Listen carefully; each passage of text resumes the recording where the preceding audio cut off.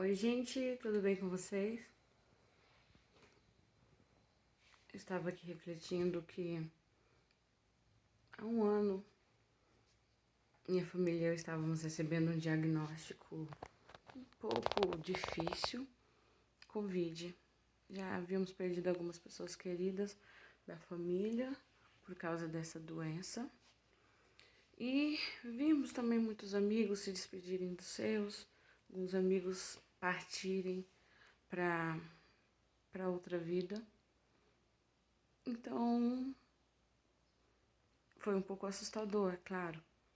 Mas sabe quando você tem aquela certeza que vai dar tudo certo? Era assim. A gente estava com Covid, mas ia dar tudo certo, a gente ia se recuperar.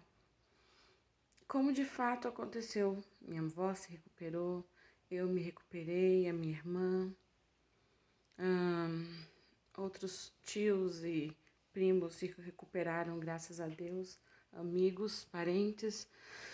Mas o meu avô e o meu pai não se recuperaram dessa doença e partiram para a eternidade. Minha mãe quase se foi também. No dia em que nós sepultamos o meu pai, a minha mãe estava recebendo alta da UTI, sem saber de nada que estava acontecendo. E a gente não podia contar por chamada de vídeo porque isso poderia prejudicar e fazer ela regredir na recuperação dela, segundo a médica e a psicóloga que estavam atendendo ela no hospital.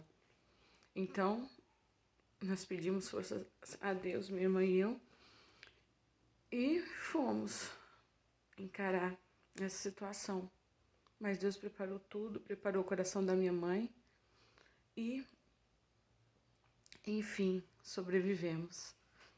E foi muito curioso porque exatamente no mesmo dia que parecia que um pedaço havia sido arrancado do meu peito, eu estava feliz porque a minha mãe estava voltando para casa. E eu nunca pensei que dor e felicidade pudessem viver no mesmo espaço, ao mesmo tempo. E assim aconteceu. Por um lado, eu estava arrasada, uma dor tão horrível que eu não consigo nem descrever, uma dor que eu nunca tinha sentido por causa do meu pai. Mas, por outro lado, uma alegria e uma gratidão tão grande porque a minha mãe voltava para casa. E aí, já faz um tempo, né? Vai fazer um ano agora, nesse mês de maio. E tem sido um mês de muita reflexão, de uma avalanche de emoções. Tem horas que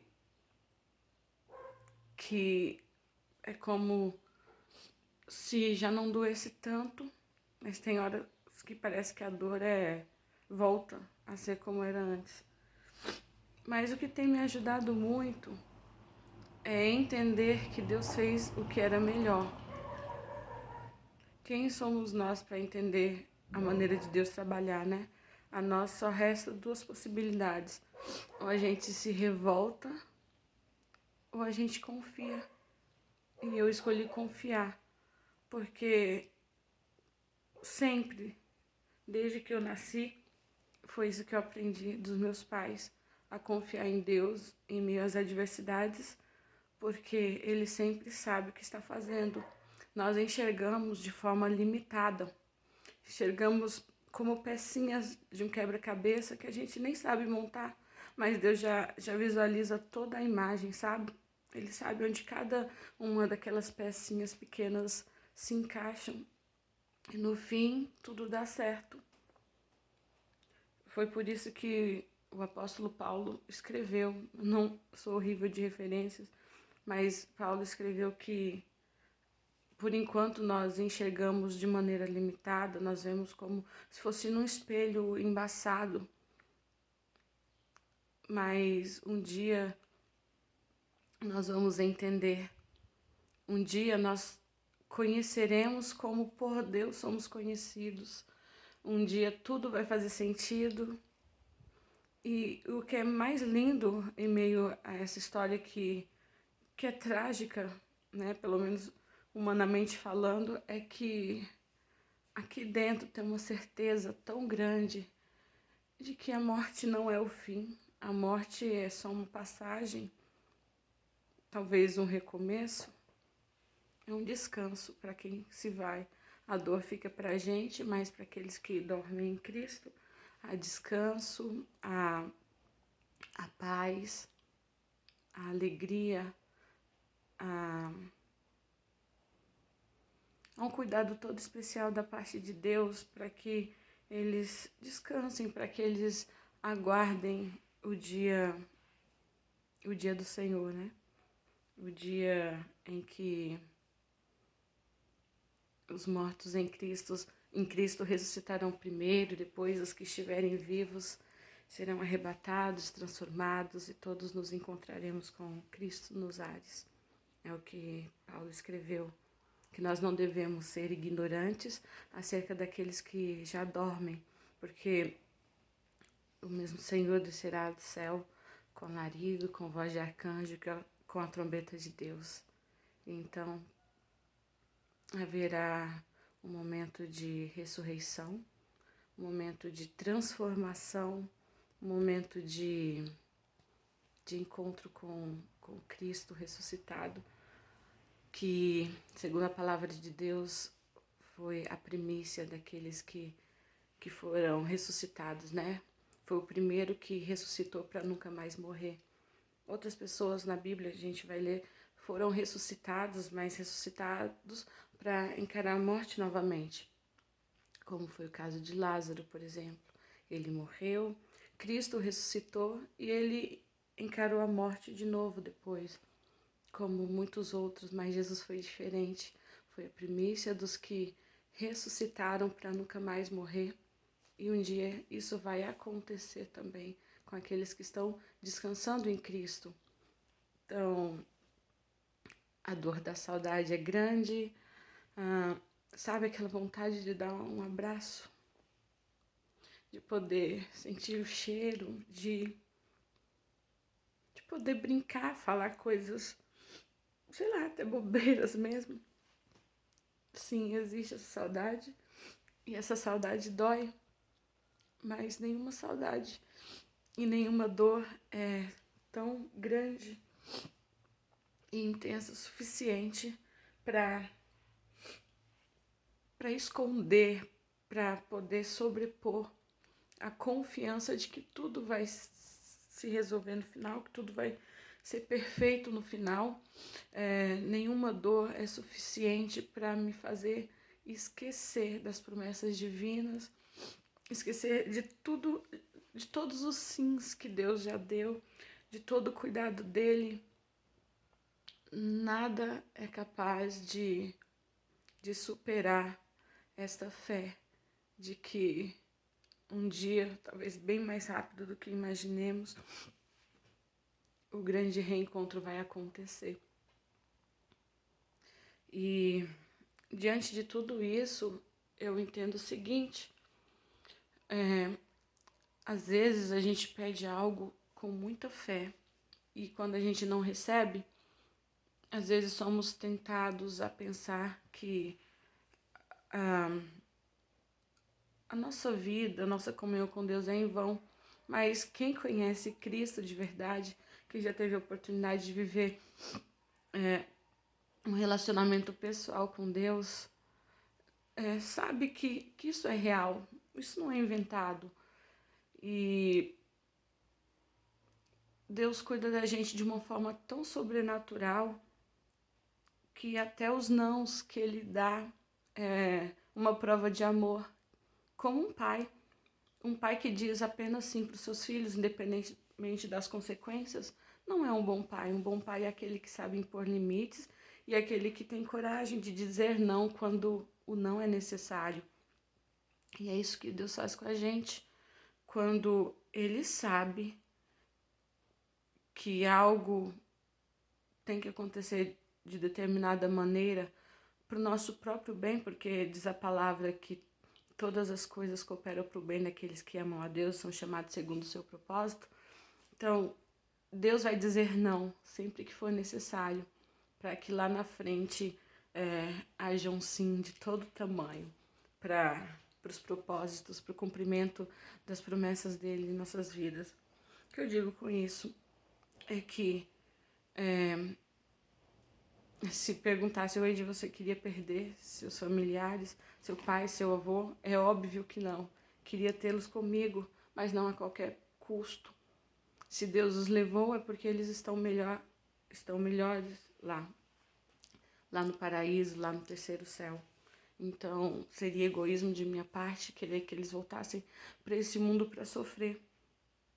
Se lá eles estão finalmente descansando de todo um trabalho. E aí Paulo escreve que a nossa caminhada aqui na Terra é como uma Olimpíada. As pessoas buscam numa Olimpíada o quê? Chegar no pódio para conseguir uma coroa corruptível. Mas nós lutamos, nós corremos a nossa trajetória por uma coroa incorruptível, pelo galardão que virá da parte de Deus. E meu pai e meu avô, como tantos outros que agora já dormem no Senhor, eles garantiram, asseguraram o seu direito de estar no pódio, de diante do tribunal de Cristo receber os seus galardões, as suas coroas. Então seria egoísmo. Eu acredito que se perguntarmos para um atleta que vence uma Olimpíada o que eles estão sentindo, é felicidade, porque concluíram seu percurso e asseguraram seu prêmio. Então, aqueles que dormem em Cristo também estão dessa maneira, estão felizes, porque finalmente a batalha aqui na Terra terminou. Então, a tristeza é da saudade, mas ainda assim a alegria e satisfação em saber que eles finalmente alcançaram aquilo pelo qual tanto lutaram aqui nessa vida. E ainda falando sobre a fé é o nosso passo em direção ao milagre de Deus, mas Deus continua sendo soberano e é Ele quem diz sim ou não. Nós temos a fé que pode até remover montanhas dos seus lugares, mas é Deus quem ainda disse essas montanhas serão transportadas. E eu entendo diante de tudo isso que quando Deus não permite que a nossa fé transporte uma montanha, é porque aquela montanha já está exatamente no lugar em que ela precisa estar. Tem montanhas que são deslocadas para a gente passar, mas tem montanhas que nós precisamos escalar para poder chegar do outro lado, ou melhor, para chegar lá do cume, né? Então, talvez seja um monte de palavras aleatórias, mas talvez possa estar falando com alguém nesse momento. Eu não sei o que você está passando, talvez o seu luto seja mais recente que o meu. Talvez você tenha perdido alguém tão pertinho de agora, sabe? E talvez você esteja se perguntando se ainda vai ser feliz, porque foi isso que eu perguntei para minha tia. Tia, a gente consegue ser feliz de novo? E a minha tia falou, consegue sim, minha filha.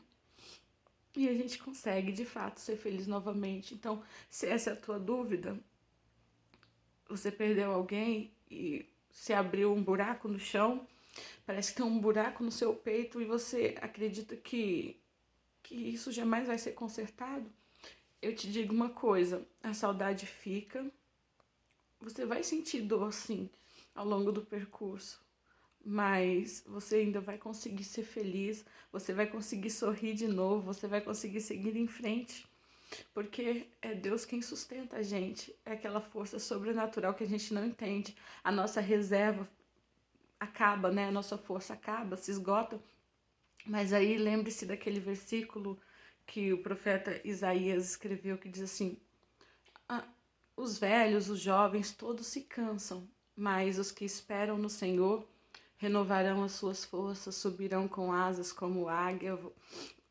correrão e não se cansarão, voarão, não se fatigarão, ou o contrário. Enfim, a nossa força, quando se esvai, nós podemos buscar uma reserva extra no nosso Deus, que é todo-poderoso, que é maravilhoso, que nos sustenta de uma maneira tão sobrenatural, com um amor tão grande, que independentemente da dor, a gente consegue ser feliz, sorrir e grato novamente. Nós temos sempre a possibilidade de escolher entre sermos ingratos a Deus, porque permitiu que alguém que nós tanto amamos tenha partido, ou nós podemos ser gratos, agradecidos a Ele, porque Ele nos permitiu viver tantas experiências, histórias maravilhosas ao lado de pessoas que amamos.